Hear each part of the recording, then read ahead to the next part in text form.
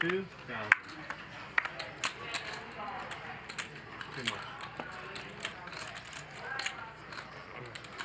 Andy with kings Eight again. large.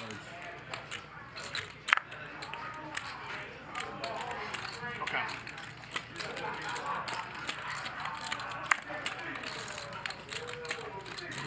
JR's done a lot of cold calling with small pairs here. I think he's going to continue that pattern. Where my camera is. Heads up. There we go, heads up. JR cold calls the 3-bet out of position.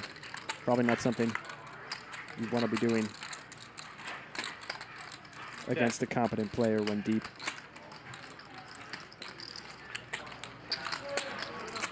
$8,000.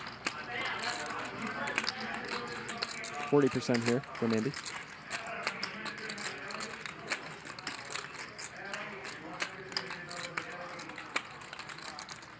And a check call from JR.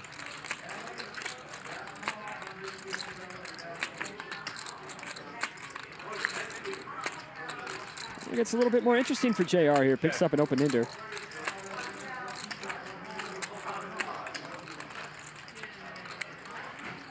Got 16,000.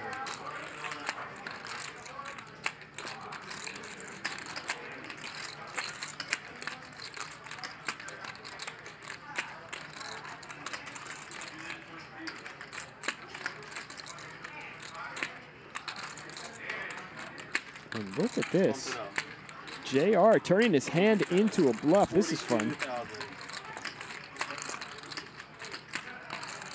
Love the idea to go for the check raise bluff here. I'd love if he went a little bit bigger, just so he could threaten a possible river shove here. Andy can't love this. 10 seconds. He is going to quickly call, though, and make JR fire that river barrel. Well, things are getting a little hot in Andy's kitchen after that check raise by JR with 2 5s. But before we get into all those decisions, we have to rewind and at least talk a little bit about pre-flop, where JR decides to flat Andy's 3-bet with 2 5s. Often this would be a mistake, but maybe not here, Grant. Tell him why. Well, we're really deep. We're more than 750 blinds effective between Andy and JR. There is, of course, the problem that sometimes Aaron, the original opener, is going to 4-bet, and we're going to get blasted off of our equity. But we're playing such a deep stack cash game, we probably want to see a lot of flops with hands like this anyway, and we are certainly deep enough to set mine. The problem when we're this deep is that the reverse implied odds can actually come into play. Yeah. If we're playing what people are used to playing, which is like a 100 or 200 blind deep cash game, you don't really worry about reverse implied odds with a set. But when you're 750 blinds deep, you might not be able to get that many blinds all in against an inferior hand once you make a set against Andy. So that could be a problem. Right. If you can't hope for a full all in, you know, maybe you can just hope for like a 300 blind pot. Yeah, if JR ends up playing a 1,500 blind pot with Andy, he's probably losing even if he has a set of 5s. Right. And that's important. You have to make quads to feel really good about it. Right. Yeah. Or a straight. Yeah. Which JR, of course, is going to ultimately try and do on the turn here.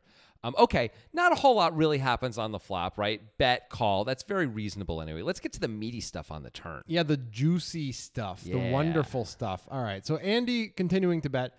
It seems to make a lot of sense to me. I mean, he's targeting JR's range of overpairs to the board, right? He just wants JR to have jacks or 10s or 9s and keep calling. That's his goal. I mean, when people flat 3-bets pre-flop like this, jacks, 10s, and 9s, especially jacks and 10s, it feels like that's just what they have. Now, they have other things normally, too. They can have some ace-queen suited. But, man, jacks and 10s are such a big part of it. Yeah, so Andy's just going for pure value. Yep.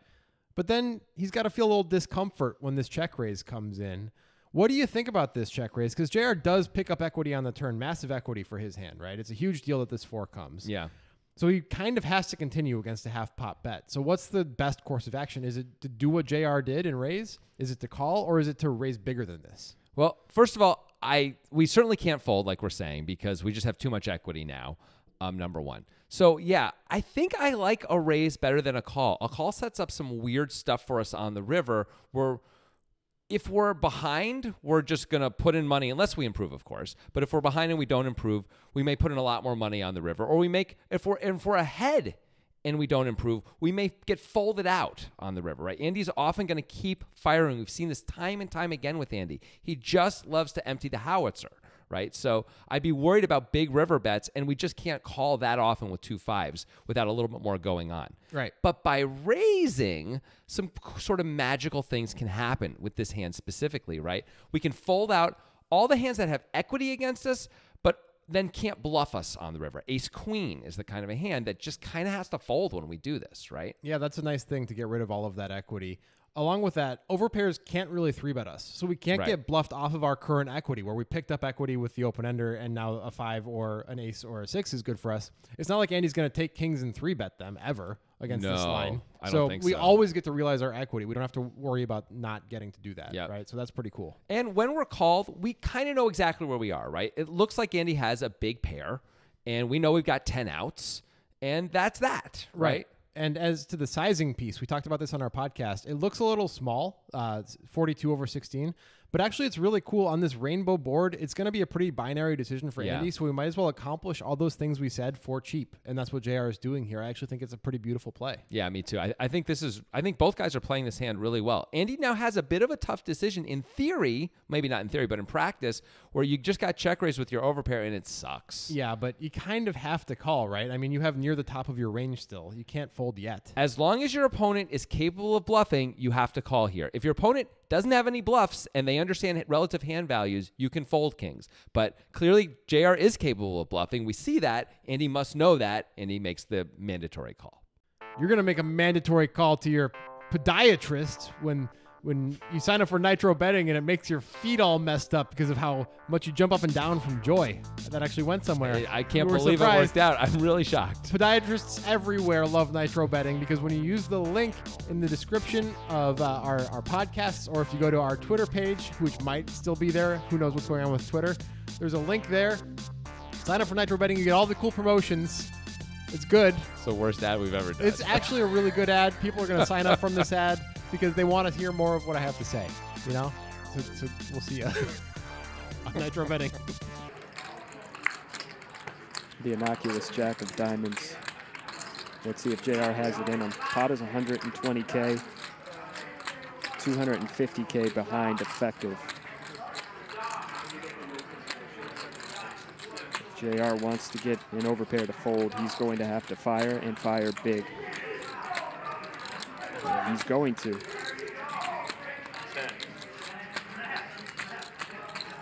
I'll tell you what. If JR went just a little bigger on the turn, maybe 5x, 6x, could have jammed this river. And I think Andy just always folds aces, kings, queens. Pot size bet here. We see Andy's thinking about it.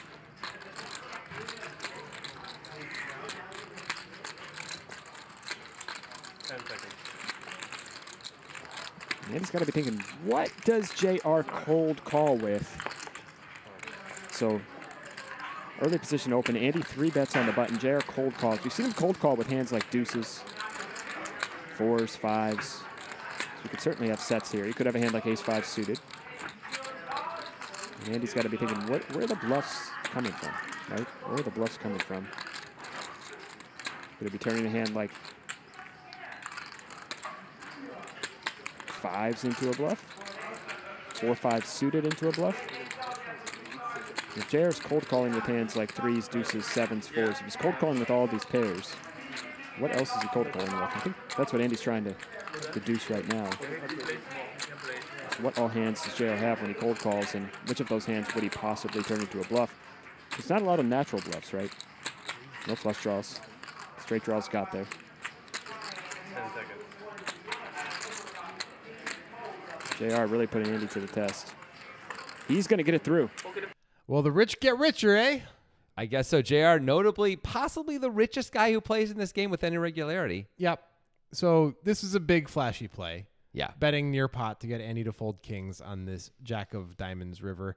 Let us discuss. Okay. Should JR go for it? Because as we talked about on the turn, once JR gets called, he kind of knows where Andy is, right? Now, some of the time, it's a really unlucky thing and Andy's actually somewhere else. He's got ace-5 suited or 5-6 suited because all Andy did was 3-bet pre-flop, right? He didn't have to call a 4-bet. So he could have straights. Yeah. Now, we blocked that, which is nice.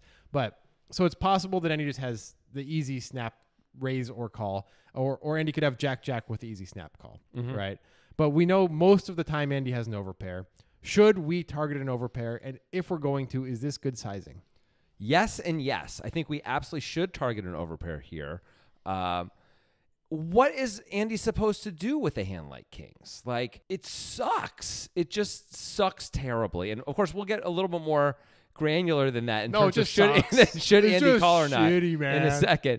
But I think this jack, while not the best card in the world, because Andy can have jacks, as you're saying, and can have made a set, Andy also has clearly aces, kings, queens, might also have 10s and 9s and things like that. All those hands are basically going to be on tumble dry here. They're gonna hate it, you know. They're on tumble dry. Yeah, tumble dry. I like it, and I do like this sizing too. Let's not make it easy for those hands to call. Let's polarize ourselves. We are polarized based on how we're doing this.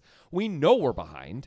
We would be doing this with a set of 7s and maybe a set of 4s and 3s and stuff like that. And you know, when we're doing it with 2 5s now, like. And maybe ace 5 suited. I mean, we're deep enough that ace 5 suited is a reasonable call pre-flop for JR as well. Yeah.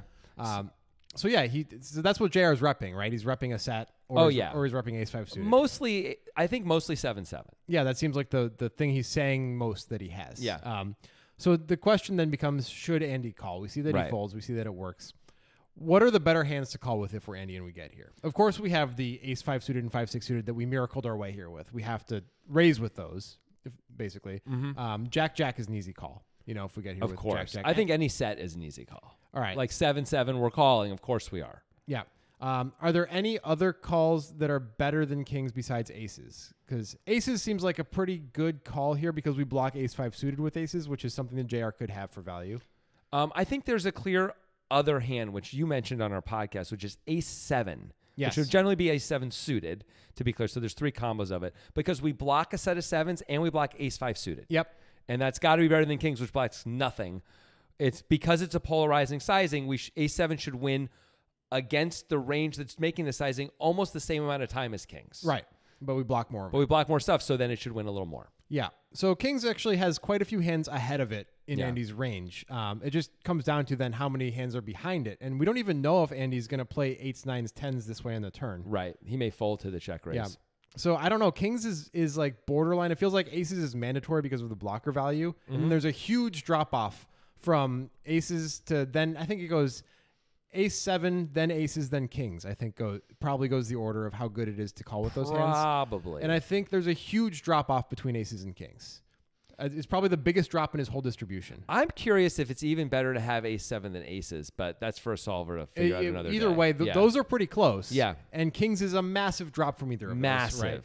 So that's a good time to choose a time to change from the calling to the folding range, Yep. right? So I think from a GTO perspective, this probably makes sense. Yep. I think, as we were saying, if Andy's got 8s, 9s, 10s as well, maybe he's forced to call with kings sometimes, maybe. Just from a distribution point of view. I'm not sure.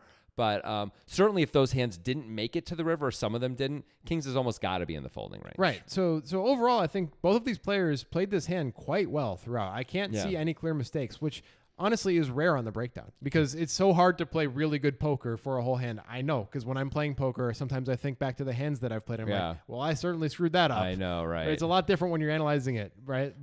But this time it feels like everybody did everything right. It feels like they did great. And Andy is in one of those spots where he calls the check raise on the turn and folds to a river card that doesn't change anything. Yeah. And it sucks, but we think it's what you have to do with this hand. Do you agree with all this stuff? So we think basically no one screwed up. We think everyone did well. We like how everyone played pretty much every street. But are you on board? Should Andy have found the call button? Should JR not be doing this ambitious bluff? Should he size things differently? Let us know in the comments or on Discord, because of course we're there as well. Yeah, we are there. So I don't know. Now there's nothing left for me to say, but I feel obligated to talk. So here's Grant. Great. See you next time.